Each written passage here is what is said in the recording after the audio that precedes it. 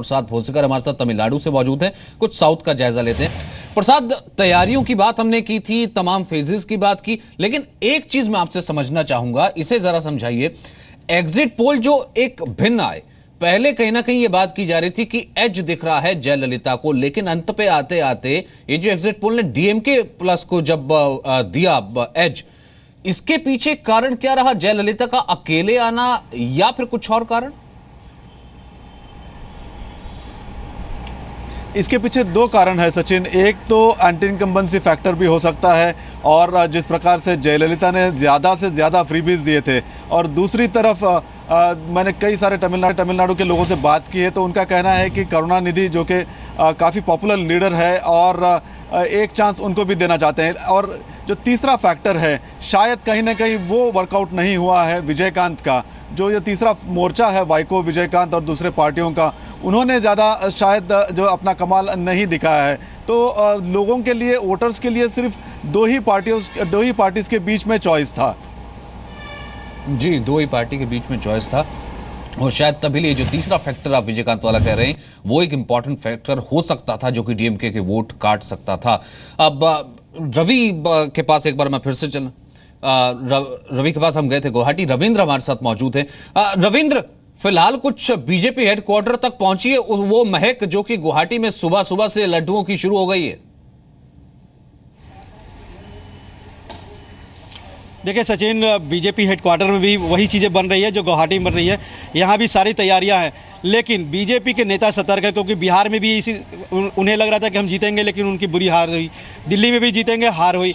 उसके बाद से पार्टी नेता काफ़ी सतर्क है। यहाँ तक कि राम माधव, जब कल उनसे बात हुई थी गुवाहाटी जाने से पहले, उनका भी कहना था कि सर्वे कुछ दिखा है, लेकिन ज़मीन पर जो हम लोग का आंकड़ा है उसको देखकर हमें बहुत संभल कर बोलना होगा, और जब तक नतीजे नहीं आएंगे बीजेपी सेलिब्रेशन मूड में नहीं दिखना चाहेगी। कल रामलाल पाटिल महासचिव, उनका भी कहना है धैर्य रखिए, नतीजे आने दीजिए। तो कहीं ना कहीं इस बार काफ़ी सतर्कता बरती जा रही है पार्टी की तरफ से। पार्टी हेडक्वार्टर में काफ़ी तैयारियां हैं यहाँ पर, चाहे वो नेताओं के लिए हो, कार्यकर्ताओं के लिए हो या मीडिया के लिए, सब कुछ तैयारी है, लेकिन उसका दिखावट अभी नहीं किया जा रहा है जब तक कि नतीजे 12 बजे तक साफ नहीं हो जाएंगे। और यहाँ पर भी सेलिब्रेशन की तैयारी होगी, यहाँ पर भी पटाखे छूटेंगे, नेता भी आएंगे और प्रवक्ता भी आएंगे, बड़े बड़े नेता भी आएंगे। और यहाँ तक बता दें कि प्रधानमंत्री नरेंद्र मोदी खुद यहाँ आने वाले हैं। शाम को पार्लियामेंट्री बोर्ड की बैठक होने वाली है, जिसमें अगर नतीजे असम में पक्ष में आएंगे तो जाहिर तौर पर संसदीय बोर्ड मोहर लगाएगा सर्बानंद सोनोवाल का। अगर नतीजे उस तरह से नहीं आए, अगर कुछ सीटों की कमी होगी, तो बीजेपी की रणनीति यही होगी कि हेमंत विश्व शर्मा को आगे किया जाए या फिर सोनोवाल के नाम पर भी आगे बढ़ा जाए, क्योंकि कुछ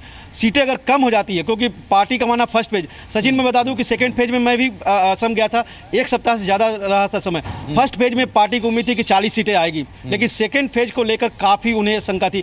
15 से 20 सीटें अगर आ जाए उनके लिए बहुत बड़ी बात होगी, क्योंकि अलायंस के जो पार्टनर हैं, चाहे एजीपी हो चाहे बीओएफ, उनको बहुत कम सीटें मिल रही है। रवि खुद बताएंगे थोड़ी देर बाद ही, लेकिन काफ़ी कम सीटें उन्हें आएगी, इसलिए काफ़ी सतर्क है पार्टी, और इसलिए इसका दिखावा फिलहाल नहीं की जा रही। तैयारियां हैं, नेता भी आएंगे, लेकिन 12 बजे तक इंतजार करना था। उस सेकंड फेज किस तरीके से तब्दील हुआ है वोटों में, इस पर पार्टी की जो स्ट्रेटजिस्ट थे, जो रणनीतिकार थे, उनकी काफी नजर थी।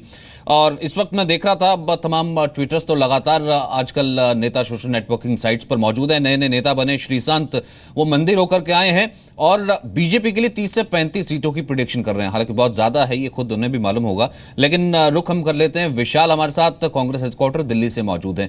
विशाल, कोई स्थिति हो, कोशिश रहती है कांग्रेस की तरफ से, कांग्रेस हेडक्वार्टर की तरफ से, कि एक ग्रेसफुली चीजों को एक्सेप्ट किया जाए, सामने आया जाए, बात की जाए। फिलहाल की तस्वीर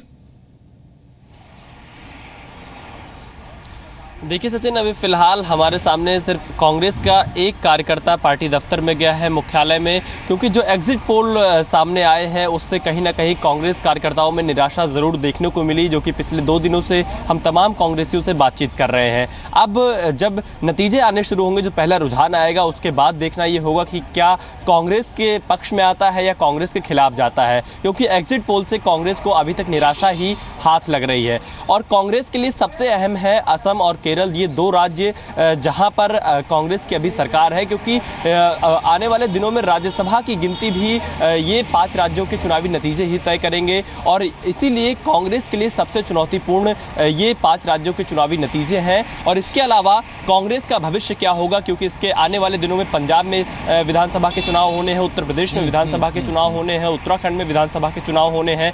तो इन राज्यों के चुनावी नतीजे कांग्रेस के भविष्य के लिए काफ़ी अहम है और अब देखना यही होगा कि आखिर नतीजों में क्या कुछ सामने आता है। एग्जिट पोल से तो फिलहाल कांग्रेस को निराशा ही हाथ लगी है। सचिन, मुझे कहा जा रहा है कि ब्रह्म भी हमारे साथ जुड़ गए हैं, ब्रह्म प्रकाश दुबे। इस वक्त हम चलते हैं कोलकाता। ब्रह्मा, अब कोलकाता पहुंचे और सुबह सुबह रसगुल्ले का जिक्र ना हो, टीएमसी की तरफ से क्या रसगुल्ले की तैयारी हो चुकी है? और दूसरा ये कि क्या कांग्रेस हेडक्वार्टर जहां विशाल मौजूद है, कह रहे हैं कि अभी तो बहुत ज्यादा हलचल नहीं है, वहां तक कुछ खबर पहुंचेगी या कुछ पॉजिटिव खबर पहुंचेगी कि वो गेट खुल पाए और कुछ बातचीत हो पाए? क्या स्थिति है?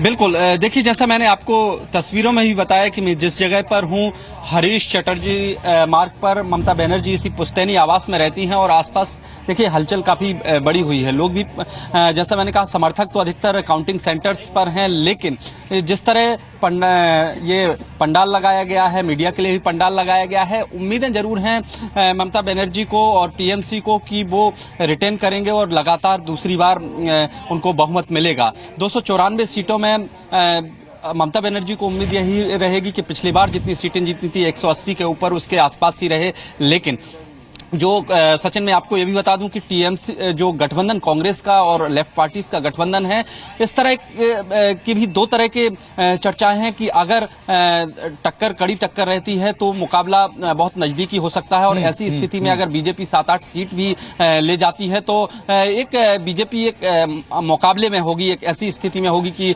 जिधर बीजेपी जाती है उधर देखने वाली होगी, क्योंकि जोर बहुत ज्यादा लगाया गया है इस बार। और यहाँ पर अगर फाइट दी भी गई है तो वो सीटों में कितनी तब्दील हो पा रही है, वोट शेयर कैसा निकलता है, ये बहुत ज्यादा इंपॉर्टेंट रहेगा।